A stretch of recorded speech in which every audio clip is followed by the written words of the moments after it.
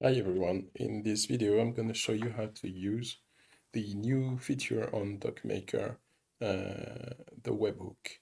This feature is available for the create PDF from a web page action as well as for the create docx, fill and convert docx to PDF. The way it works is that when you have a large file, sometimes Bubble may trigger a timeout and it will make your action fail if the file is too large. So in this case, you may want to send the file to a webhook in your app instead of directly receiving it from the docMaker plugin. In this case, you're going to have to use this section down here, the webhook section.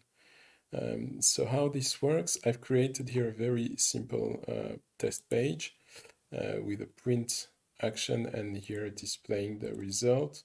So there are just two steps. First, print PDF from a web page here, and then it sends the result to a custom state called result.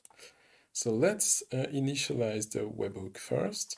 We're going to create the webhook. So we go down here to backend workflows, and a webhook is basically an API workflow. So let's create it. Let's call it webhook test. Okay, let's get its address by using the detect data feature. I'm gonna copy it and I'm going to put it back in my action here. So that's where you put the URL of the webhook. We keep the initialize because we're gonna first initialize it and then we will have to remove it, of course. And let's put some random data here just for the initialization purpose. I'm gonna preview this page. And at the same time, I'm gonna set my webhook in detecting request data mode. Okay. So I'm refreshing the page. So basically this first call will just be used to initialize the webhook. So I'm calling my page to PDF action. The result is that the output file was sent to webhook. And now if I go back to the webhook, it should receive the file and the data that we've sent. Here it is.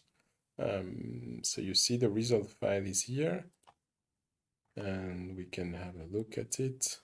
It's gonna be very ugly because it's just a printout of the home page, yeah, with the cookies.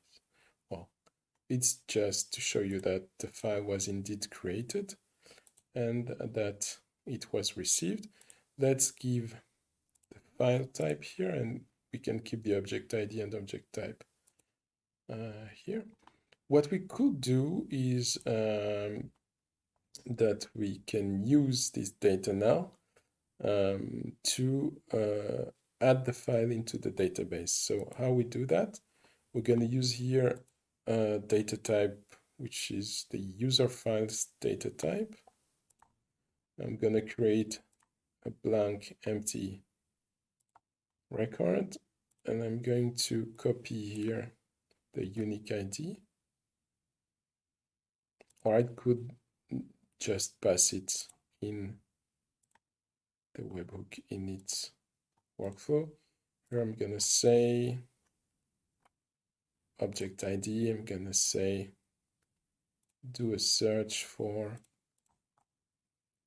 user files.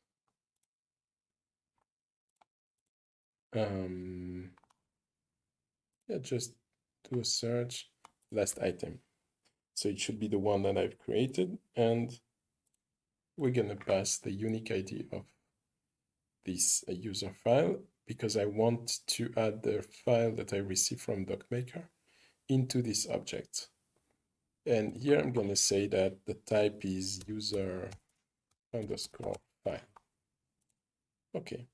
Okay, so now our goal is that this data, this unique ID will let us update the user file with this unique ID and put the resulting file in this record. So let's modify our webhook workflow. We're gonna make a change to a user file record. So the thing to change is gonna be a user file. The constraint is the unique ID, which we will get from the request data object ID. That's the unique ID that we pass. It's going to be the first item. The field we want to change is this API result field, which is a file type field. It's going to receive the result file. And we want to do this only when the object type is user file. So that's a way to select the right, to make sure that we update only the right data type. Here in the webhook, I recommend to check these boxes, run without authentication and ignore privacy rules.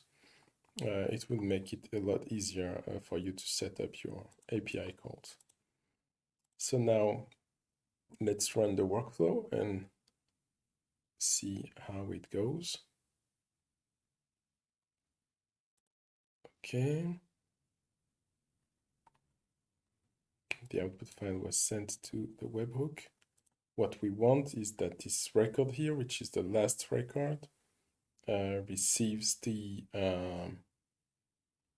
resulting file from docMaker. So let's see if it gets, oh yes, it worked. Look here, the file has arrived and we can probably see it. That's it. So what has happened, we can have a look at the logs. They're going to show us what happened. So here, that's where we call the create PDF from a web page event.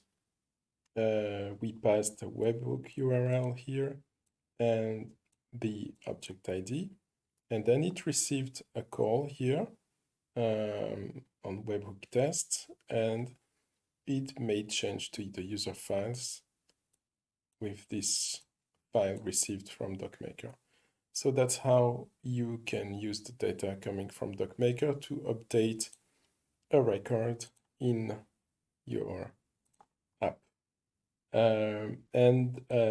Please note that, of course, you can always see the history of your API calls, of your docMaker calls in your dashboard. So in the request log, you can see here, print PDF with webhook. That's the call we've just done together. And you can also check whether you have errors in here.